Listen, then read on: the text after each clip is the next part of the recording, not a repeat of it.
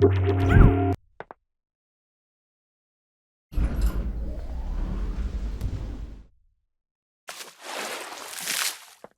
this video, we're going to familiarise ourselves with the settings and controls that we have available for doing anisotropic highlighting in Lightwave.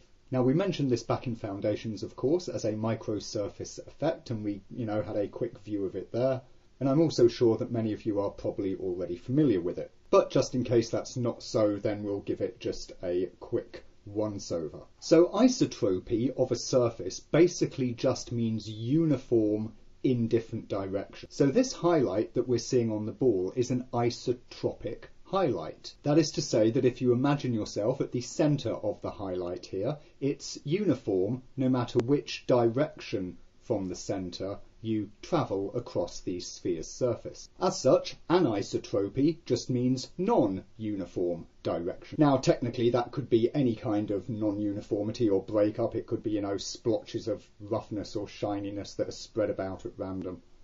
But what we really concern ourselves with in the case of anisotropy when it comes to rendering surfaces is the specific effect that you get when you have grooves in a surface that run one direction across that surface. So if, for instance, we look at something like this in a non-microsurface fashion, then we can see the effect straight away here.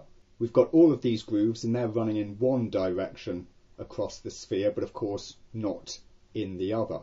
This surface is no longer isotropic. And we see what the effect of that is, right? Is that each of these little edges of each groove catch a little bit of highlight, and that causes the highlight to spread and streak. And that streak, of course, appears at 90 degrees to the direction of the grooves in the surface. If we give this a quick render, then we can see what's happening, better than an OpenGL view, and we can see that this, shiny little highlight, we're getting a little hit of it on each individual groove here, streaking down like that. But we'll notice, of course, that this is a perfectly shiny sphere, so if we increase the roughness, let's give it something like 30%, shall we? Then, of course, each of those little tight hits becomes softer, and we start to see a long, continuous streak highlight forming there. Now, of course, the reason that I'm getting this on this object is because it does have physical grooves in its geometry,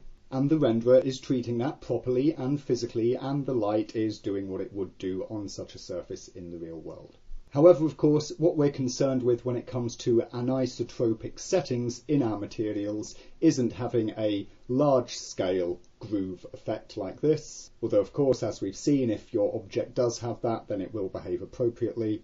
What we're actually interested in is when you have this effect at the microscopic level. And most commonly, of course, we see this on metal surfaces when those metals have, a very fine grain brush to them. They look nice and smooth to the eye, they feel nice and smooth to the touch, but of course at the microscopic level they've got these little grooves and that causes their highlights to streak. So we can bring that out very simply just by turning up anisotropy here, and of course you see that, as you increase the anisotropic amount or decrease it, the amount of streaking becomes more or less. The size and the scale of the streak gets longer and longer as we go to higher and higher values like that. So that's what the anisotropic setting controls, the length of the streak. You'll notice, of course, what was important when we had this done as geometry was the roughness setting, and that's also important for anisotropy. So you'll see that if I put roughness to 0, then we lose the streaked behaviour there. And so whilst the anisotropic value is controlling the length of the streak, the roughness value is controlling how spread the actual hot spot is. So of course you see here at roughness 50, then I've got a reasonable even brightness of that highlight stretching across the surface there. Whereas of course if we come down to, let's say, 25%, then I've still got the streak, but we're getting a much more focused hot spot here. Of course you need to be able to tell the shader which direction the grooves are running in, and the fact that this is streaking across here left to right of course means that the shader is interpreting this as this having grooves up and down. And we can change this nice and simply with the rotation. Notice that the rotation is not a degree number, it's a percentage.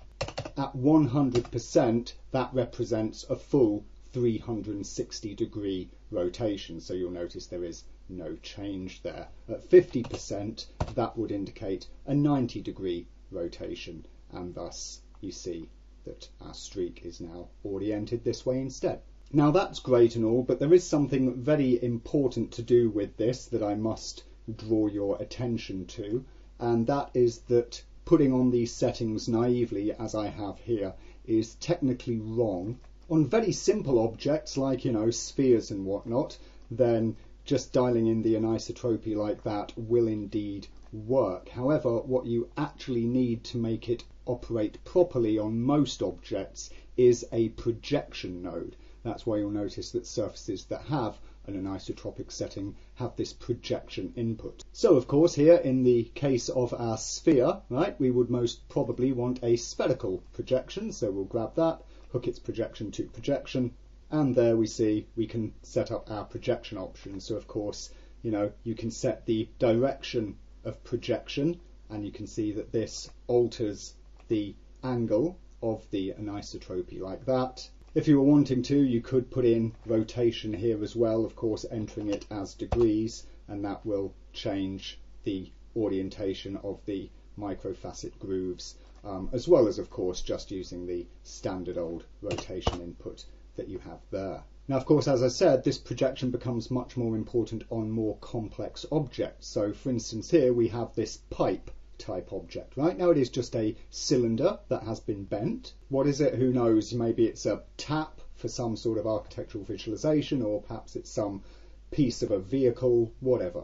But what we can imagine is that this has been brushed, and we can imagine that it's, brushed around its circle, around its circumference, right?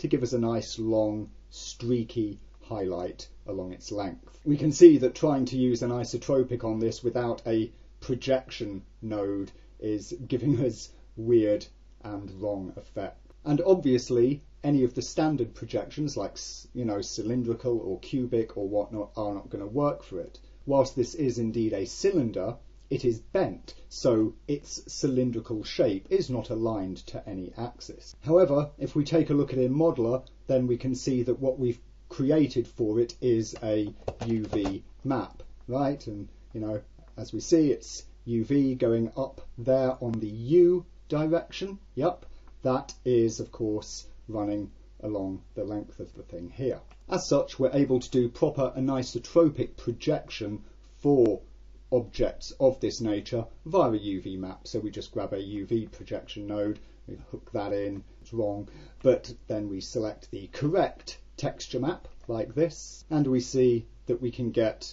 a proper streaked anisotropic highlight running along our pipe length in this kind of a fashion. And that gives us a proper specular anisotropic behaviour in accordance with the right kind of microsurface orient. Of course, the other great thing that we can do, because of the way that these controls are set up, is we can use texture maps to easily get much more complex anisotropic effects. So for instance here we've got a texture map with these little overlapping circles, right?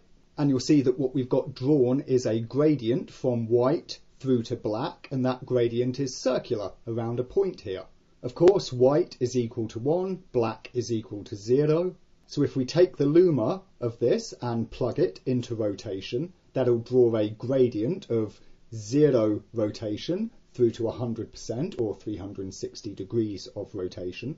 And as a consequence, when we have anisotropic on for this surface, then we can see that it allows us, just through simple texturing, to get these nice complex sort of anisotropic effects, such as this, scalloped surface type here, which is an effect that you see used quite commonly when you have decoratively brushed metal surfaces, where you get these little repeated brushings of circular patterns that cause these kinds of streak-like effects. And so there we have it.